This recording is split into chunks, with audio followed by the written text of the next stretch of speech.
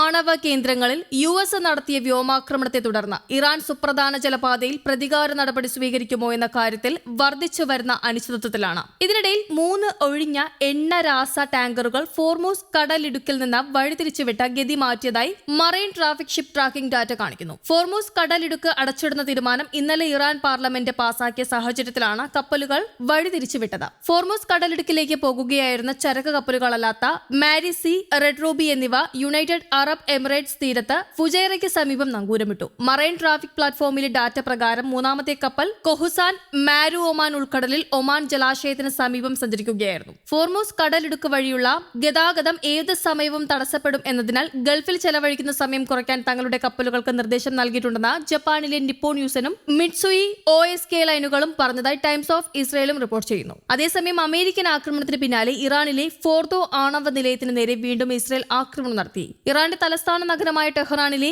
എവിൻ ജയിലും ഇറാന്റെ ഔദ്യോഗിക television ചാനലായ IRIB എന്ന ചുരുക്കപ്പേരിൽ അറിയപ്പെടുന്ന ഇറാനിയൻ സ്റ്റേറ്റ് പ്രക്ഷേപണ നിലയത്തിന്റെയും ഇസ്രയേൽ ആക്രമിച്ചതായി ഇറാൻ മാധ്യമങ്ങൾ റിപ്പോർട്ട് ചെയ്യുന്നു. ആണവ വികിരണ ഭീഷണിയില്ലെന്നും അറിയിപ്പുണ്ട്. അതിനിടെ ഇറാൻ വിദേശകാര്യമന്ത്രി റഷ്യൻ പ്രസിഡന്റുമായി കൂടിക്കാഴ്ച നടത്തി. ഇറാന്റെ 3 ആണവോർജ്ജ കേന്ദ്രങ്ങളിലാണ് US യുദ്ധവിമാനങ്ങൾ കഴിഞ്ഞ ദിവസം ബോംബിട്ടത്. ഫോർദോ, നദാൻസ്, ഇസ്ഫഹാൻ ന്യൂക്ലിയർ കേന്ദ്രങ്ങളിലായിരുന്നു അമേരിക്കയുടെ ആക്രമണം. B-2 ബോംബർ ഉപയോഗിച്ചതായി സ്ഥിരീകരണവും ഉണ്ടായിട്ടുണ്ട്. ദൌത്യം വിജയകരമാണെന്ന് US പ്രസിഡന്റ് ഡൊണാൾഡ് ട്രംപാണ് പ്രതികരിച്ചത്. ഇറാൻ സമാധാന ശ്രമങ്ങളുടൻ നടത്തിയില്ലെങ്കിൽ വീണ്ടും ആക്രമിക്കുമെന്ന ഭീഷണിയും ട്രംപ് നൽകിയിരുന്നു. ഇനിയും ആക്രമിക്കപ്പെടാൻ ഇറാനിൽ ഇടങ്ങളുണ്ട് എന്നത് ഓർക്കണമെന്നും ട്രംപ് മുന്നറിയിപ്പ് നൽകിയിരുന്നു. സമാധാനത്തിലേക്ക് എത്താൻ ഇറാൻ തയ്യാറാകാത്ത പക്ഷം മറ്റ് ലക്ഷ്യകേന്ദ്രങ്ങൾ കൂടി ആക്രമിക്കപ്പെടുമെന്നും ട്രംപ് ഇറാന് മുന്നറിയിപ്പ് നൽകി. അതിനിടെ സയനിസ്റ്റ് ശത്രു ഒരു വലിയ തെറ്റ് ചെയ്തുവെന്നും അതിന് ശിക്ഷ ലഭിച്ചുകൊണ്ടേയിരിക്കുമെന്നും അമേരിക്കക്കാർ മുമ്പുള്ളതിനേക്കാൾ കൂടുതൽ പ്രഹരം പ്രതീക്ഷിക്കണമെന്നും ഇറാൻ പരമോന്നത നേതാവ് ആയത്തുള്ള അലി ഖമേനി മുന്നറിയിപ്പ് നൽകി. ഇറാന്റെ ആണവ കേന്ദ്രങ്ങളിൽ അമേരിക്ക വ്യോമാക്രമണം നടത്തിയതിന് മണിക്കൂറുകൾക്ക് ശേഷമാണ് ഖമേനി എക്സിലൂടെ പ്രതികരണം അറിയിച്ചത്.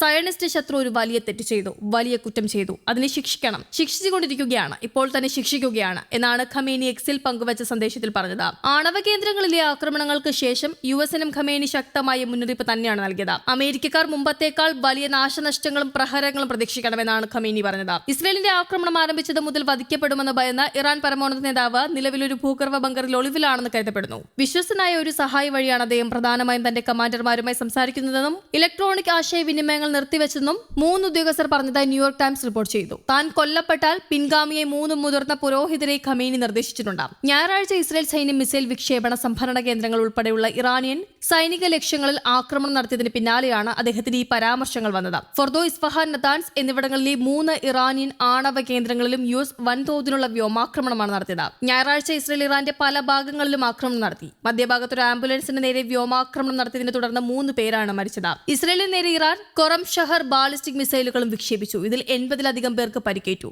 News desk, Kerala Kaumudi.